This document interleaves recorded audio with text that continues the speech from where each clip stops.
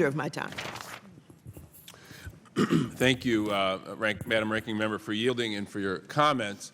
It's impossible to enter today's discussion without viewing it in the context of what we've just heard in the last few days from the President of the United States, and that is a plan to increase military spending by $54 billion at the expense of our domestic priorities.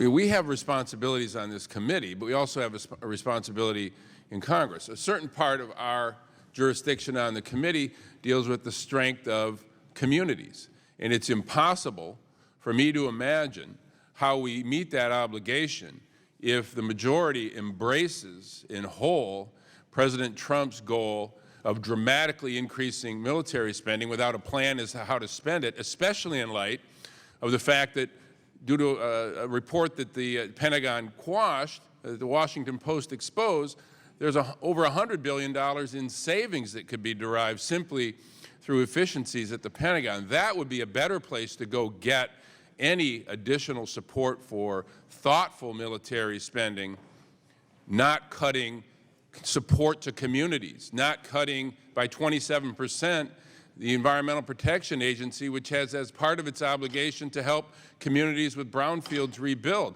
If we're going to make college affordable, if we're going to invest in medical research, we have to have priorities that the time of the gentlelady has.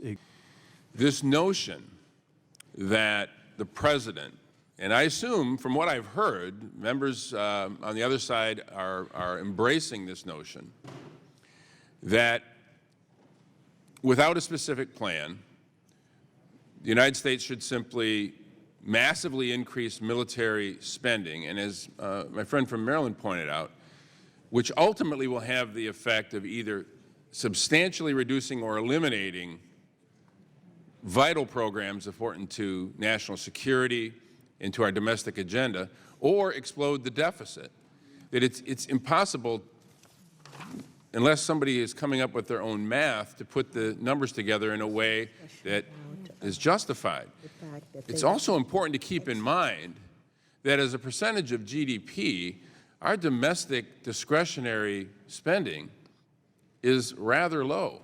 I mean, it's going to a level, in fact, would go below the levels that we saw in 1962 if, in fact, we move in the direction that the President suggests. We have to keep in mind that there are consequences that come with these decisions. We can't ignore those consequences and somehow pretend that they will happen on someone else's watch. I recall just a few months ago,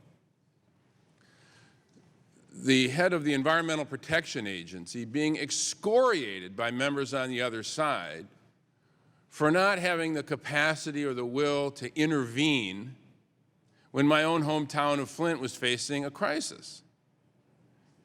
The argument there was that the EPA should have done so much more, should have inserted itself into that crisis, should have acted with more aggressive intervention.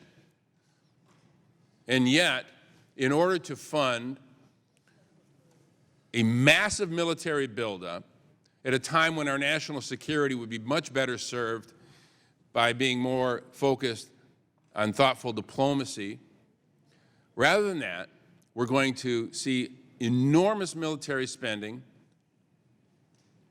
at the expense of the protections that will have consequences. Or, for example, we saw with great celebration last year a bipartisan effort to significantly increase federal support for medical research, 21st century cures.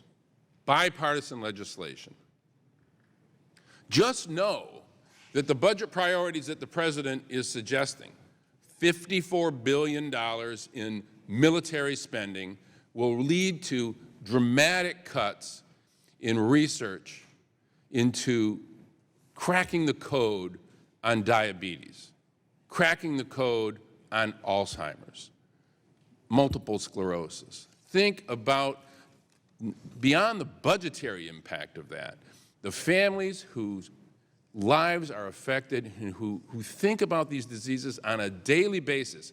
and hold on, cling to hope that their federal government is willing to invest in research that could ease their suffering, and of course, ultimately will have the effect of reducing federal spending. If we want to bend the cost curve on health care, we would invest in medical research. So you can't escape, we can't escape the reality that this direction that the majority is taking us, huge increases in military spending, will mean increased suffering here at home.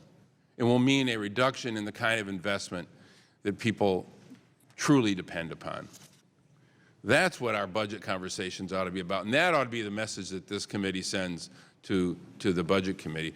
Don't undermine investment in community, access to good schools, medical research. Don't undermine those domestic agenda items in order to allow the President of the United States to attempt to be some sort of a strongman, to emulate his hero. I mean, this is just irresponsible. With that, I yield back.